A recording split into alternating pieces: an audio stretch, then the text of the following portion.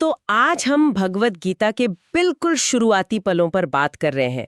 कुरुक्षेत्र का मैदान है, सेनाएं आमने सामने हैं, लेकिन जो मुख्य पात्र हैं अर्जुन, वो युद्ध से ठीक पहले एक बहुत गहरे मानसिक द्वंद्व में है। जी हाँ, और हमारे जो स्रोत हैं वो इसी खास पल पर रोशनी डालते हैं। बाहर तो युद्ध का माहौल है, पर अर्जुन के मन के अंदर एक बिल्कुल अलग ही जंग छिड़ी हुई है। हाँ, और ये जो उनकी स्थिति है, यही तो गीता के पूरे संवाद की क्या कहते हैं, नींव रखती है। बिल्कुल। तो आज कोशिश करते हैं ये समझने की कि आखिर उस महान योद्धा के मन में चल क्या रहा था, और उसका वो पहला कदम पीछे खींचना वो हमें क्या सिखाता है। हाँ, तो शुरू करते हैं कुरुक्षेत्र के उस माहौल से, जहाँ सब तैयार हैं, पर अर्जुन तैयार नहीं है। बिल्कुल। दिलचस्प बात यही है कि इतना बड़ा योद्धा युद्ध के लिए पूरी तरह से तैयार होने के बजाय अचानक हिम्मत हार जाता है। हाँ। स्रोत बताते हैं कि उसके हाथ कांपने लगते हैं, त्वचा में जैसे जलन सी महसूस होती है, मन एकदम भ्रमित हो जाता है। वो खड़ा भी नहीं रह पा रहा। और उन्होंने ये खुद कहा भी है ना, श्लोक 1.30 में, गांडीवम स्रंसते हस्तात, मतलब मेरा गांडीव, मेरा धनुष मेरे हाथ से फिसल रहा है। हाँ। उन्होंने साफ कहा कि मैं ये युद्ध नहीं कर सकता। अब युद्ध भूमि में खड़े होकर एक योद्धा का ये कहना, ये अपने आप में बहुत बड़ी बात है। जी, और ये सिर्फ कोई शारीरिक प्रतिक्रिया नहीं थी, ये एक बहुत गहरा भावनात्मक और आप कह सकते हैं नैतिक संकट था। हाँ। अपने ही परिवार वालों को, अपने गुरुओं को सामने दुश्मन सेना में देखकर उनका जो संकल्प था वो पूरी तरह से डगमगा गया। अच्छा। इसी को अक्सर विषाद योग कहते हैं, मतलब निराशा का योग।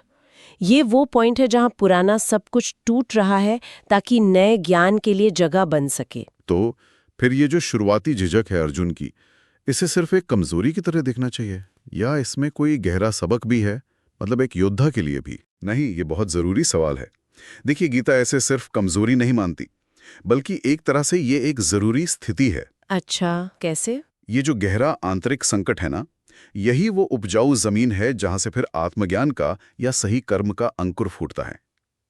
ये बिखराव ही असल में उस स्पष्टता की जरूरत पैदा करता है जो फिर आगे कृष्ण के उपदेशों से मिलती है। हाँ, और शायद इसीलिए ये अनुभव इतना मानवीय लगता है ना। बिल्कुल। हम सबके जीवन में भी ऐसे पल आते हैं जब कर्तव्य और भावनाएं आपस में टकराती हैं, तब ऐसी ही उलझन, ऐसी ही एक लाचारी सी महसूस होती है। सही कहा। यह स्थिति यही दिखाती है कि भ्रमित होना या कभी-कभी रास्ता खो देना, ये मानवीय अनुभव का हिस्सा है। लेकिन महत्वपूर्ण यह है कि अर्जुन इस भ्रम में फंसा नहीं रहता। हाँ, वो सवाल पूछता है। हाँ, उसका यही विषाद, यही दुख उसे सवाल पूछने और मार्गदर्शन लेने के लिए प्रेरित करता है। तो ये जो अर्जुन की शुरुआती दुविधा है, यही असल में मंच तैयार करती है गीता के पूरे संवाद के लिए। बिल्कुल, यही वो क्षण है जो कृष्ण को अवसर देता है बोलने का। अध्याय 2, जैसा कि स्रोत बताते हैं, यहीं से तो शुरू होता है, जहां कृष्ण अर्जुन के इसी विषाद को संबोधित करते हैं और फिर आत्मा, कर्म, धर्म, इन सब पर बोलना शुरू करते हैं। तो अगर हम संक्षेप में देखें, गीता का आरंभ किसी वीरता की घोषणा से नहीं होता। नहीं, बिल्कुल नहीं। बल्कि एक नायक के गहरे आत्मसंदेह से, उसकी भावनात्मक उथल-पुथल से होता है। युद्ध भूमि में होते हुए भी असली लड़ाई तो उसके मन में चल रही थी। और वो जो गांडीव का गिरना है, वो सिर्फ एक क्रिया नहीं है, वो प्रतीक है उसके अंदर के संकल्प के टूटने का। ये हमें सिखाता है कि जो गहरी समझ होती है, वो अक्सर ऐसे ही गहरे संकट के बाद आती है। हाँ, ये याद दिलाता है कि मुश्किल हालात में दिशाहीन महसूस करना स्वाभाविक है। बिल्कुल, पर वहीं से शायद खोज की शुरुआत भी होती है। तो श्रोताओं के लिए ये सोचने का एक बिंदु हो सकता है कि जीवन में वो कौन से पल रहे हैं जब सही गलत या कर्तव्य और अपनी भावनाएं इतनी उलझ गई कि आगे का रास्ता बिल्कुल साफ नजर नहीं आ रहा था, ठीक अर्जुन की तरह।